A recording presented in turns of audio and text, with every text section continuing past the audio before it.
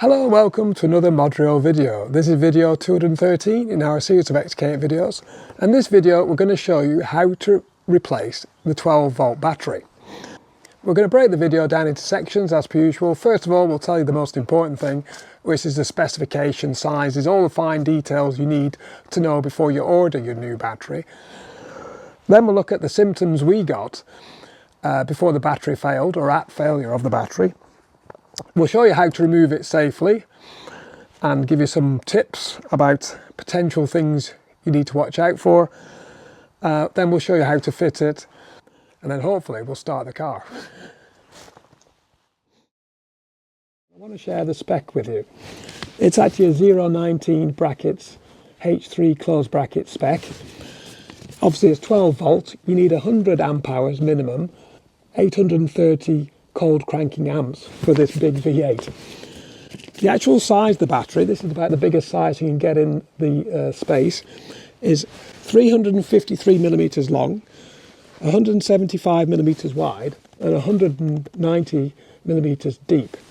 You need to watch out, you need to buy tapered terminals on your battery, and make sure the positives are at the top right and the negative bottom right.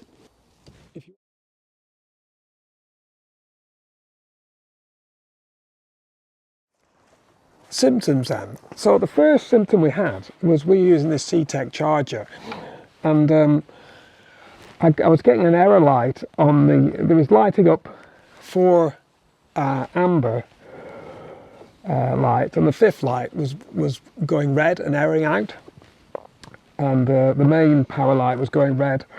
I'm trying to replicate it now, but it's not quite playing ball. So that was the first symptom, and I was having problems because every now and again, I don't know what your car's like in your garage, I catch the leads, I pull the connections off the battery and I have to reset it. So I thought it might be that. I did it again, still the same error light came on.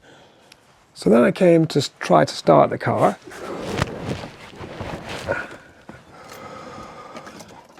I'm getting all the lights lit up, quite bright. I've got LED lights in here, but they're quite bright. I don't know whether you heard that, just a click. So the starter motor solenoid is clicking in and out, but there's no starting, no cranking. Have a look at the battery. So I don't know whether you can see here, I'm only getting 9 volts on the battery meter, but we can check that at the battery itself.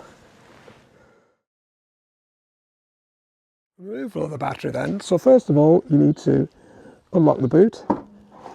Obviously, if your battery is flat, you may need to release the boot through the manual mechanism, which is located, the manual keyhole, which is located between the X and the K. In my case, there's just enough voltage for it to release the boot.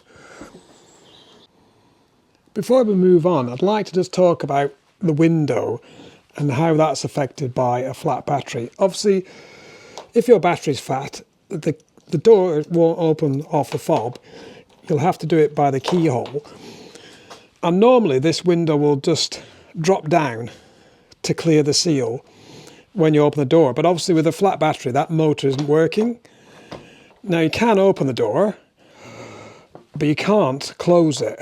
So it's something worth noting, that you're a bit stuck then, actually trying to close the door. It actually catches up here. It's trying to get into the seal up here. What is very common with a battery that's losing its voltage is the window will come down normally, but every time you press the handle, it will keep indexing down. Even when you're closing the door, it doesn't go back up.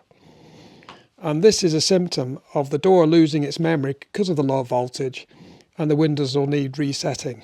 We'll cover that after we've fitted the new battery. To avoid the window being stuck in the up position, making it difficult to close the door, my advice is whenever you're moving the battery, either to change it or just to store the car over winter, actually open the door ajar before you disconnect the battery. That drops the window down, And then when you disconnect the battery, obviously the window motor doesn't work, and it won't go back up, and that allows you to open and shut the door at will without the battery connected. Okay, on the right hand side, just below your CD multi-changer, is the battery box. If you stick your hand down the side here, you can lift that front up and move the cover to one side, and it reveals the battery compartment. So you've got access to your battery. I'll remove the C-Tech charging clips before I do anything. So to remove the battery, you need to loosen this strap and obviously disconnect it. So in order to disconnect it, you need to use a 10mm spanner. Obviously disconnect the earth first, or negative, and the positive last. Save you shorting yourself out. I'd already undone the terminals. Then you need your Torx bit, which is a T40. Undo the bolts to the strap.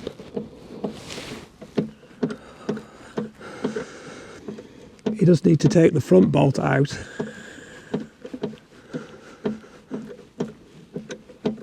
and loosen the rear. Okay, you should be able to loosen that out. Extremely long bolts. Put the strap to one side. You can see it clears the other side of the battery. There you go. And now you can just lift the battery out. I say just lift. The battery is 22 kilos. There's a handle here. If I flick that up, there you go. Grab with one hand, lift, and there you go. Rest it in the boot. And then we can get another lift out of the car.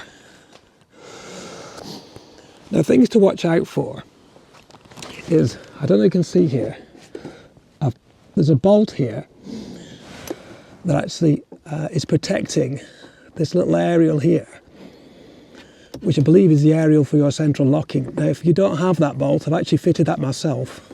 My first car had a bolt there, but this one didn't, so I've put a bolt in there.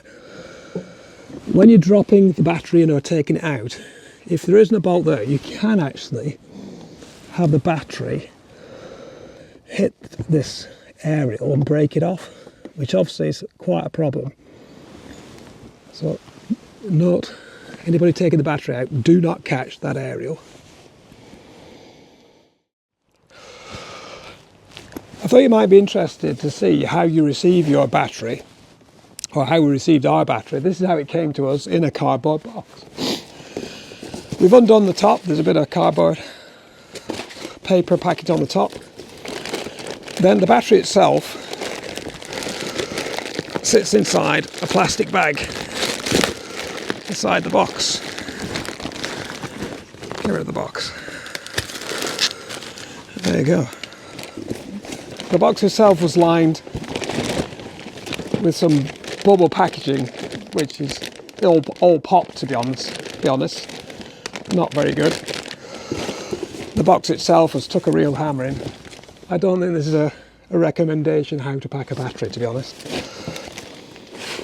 Came with this bag. It's obviously some sort of airtight seal.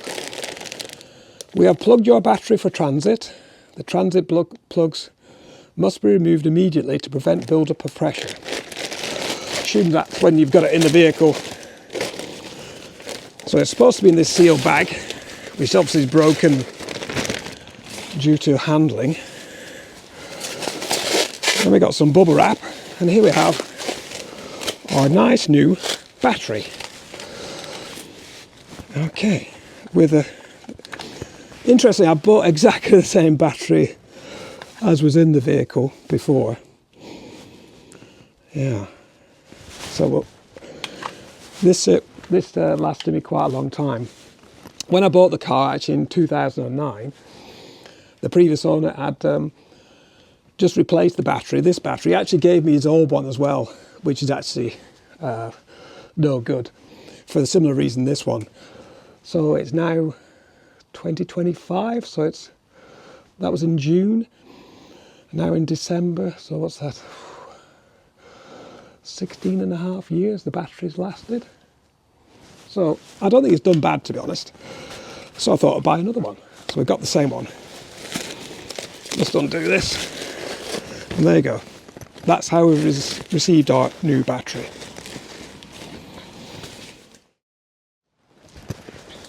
So what I'm going to do, we're going to check the voltages, just so see if we can spot an issue from the voltages of the batteries. So I believe the old battery has got some cells that were actually dead, but I have heard that you can get a reasonable voltage even despite the several cells being dead. The problem is there's not enough oomph for it to do anything, but it will give you 12 volts. So let's have a look at what is it giving us. It did say 9 in the car. So we're getting 12.2 volts there, which for an old battery, I would normally say that's okay, but we know this battery is dead. I believe this cell's broken. If I check the new battery then, as a comparison, we're getting a strong 12.7 volts there, which ironically is the specification Jaguar sets for new batteries as fitted to all its vehicles. If you look at the battery care specification from Jaguar, which is actually on our website, modurol.co.uk, it specifies 12.7 volts for any new battery fitted to a Jaguar. So I'm quite happy with that. We'll have to try and fit it in the car and see if it starts. Next then is fitting the battery. So there's a big sticker on here actually saying remove the transport bungs immediately. So these are these little red bungs in the ends. So I'm going to take a small screwdriver and just lever those out. There you go. Tiny little red bungs. There's one in both ends. So there you go, that one's gone as well. Disappeared somewhere. There you go. So the red bungs are out. You also need to remove the terminal covers, which just lift off.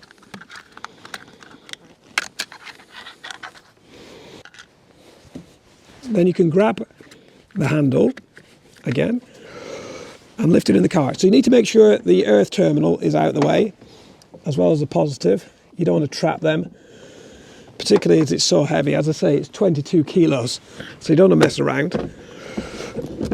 Watch out for that aerial. I don't know whether you can see here, there is actually at the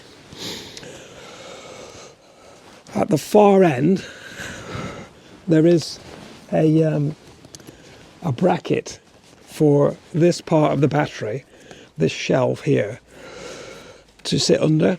So you need to drop it in and push it over. So I don't know if you can see the shelf here.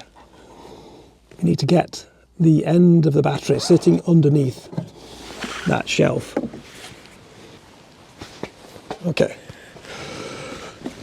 So once you drop the battery in, you need to push it to the back to get it underneath that ledge.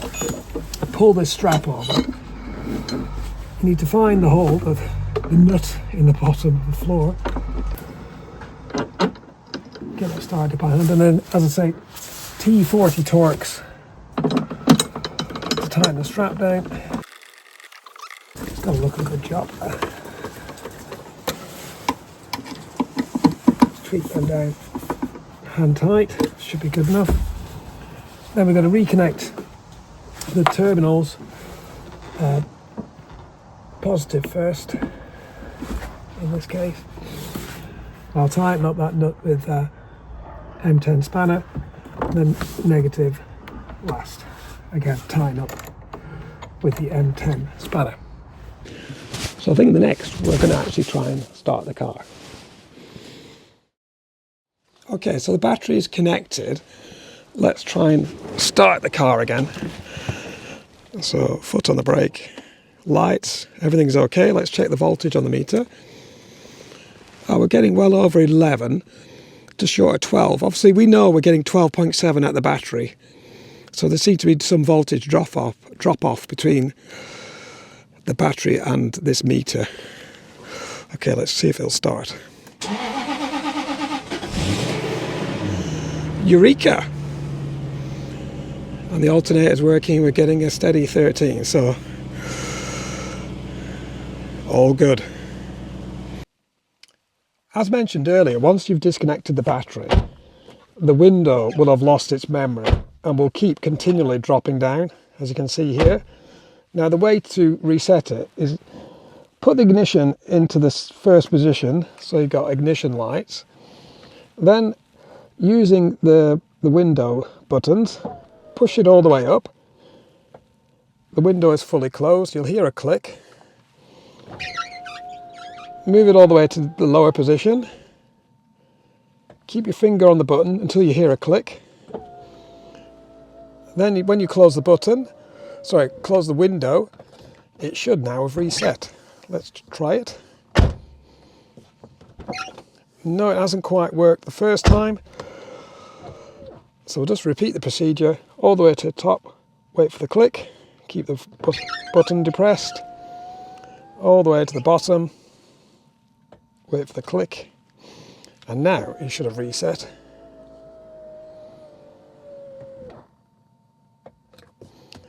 Try it again. There you go. It's fully reset. Obviously you need to do it for both driver and passenger side windows. So there you go, the car's running again. I've got a new battery, everything's okay again. Sorry, a couple of things before we break off. A couple of tips then. First of all, part of the reason my battery lasted for so long was because I used a battery maintainer. So during the winter when the car was off the road, or generally when the car was off the road, I used, in this case, a C-Tech battery charger or a trickle charger, battery maintainer. That really does help to elongate your battery life. Secondly, don't throw your battery away or take it to the recycling. As we said, the battery out of the XK8 is over 20 kilos, so you can weigh that in at a scrapyard and they will give you money for that. So I'm expecting to get at least 10 or 20 pounds for the battery, which can give you quite a considerable discount if you factor that into the price of the battery. So there you go, that's the end of the video. Lots more to come. I need to get on with the other projects. Anyway, thank you very much for watching. Please like, comment, share and subscribe for more XK videos. Bye bye.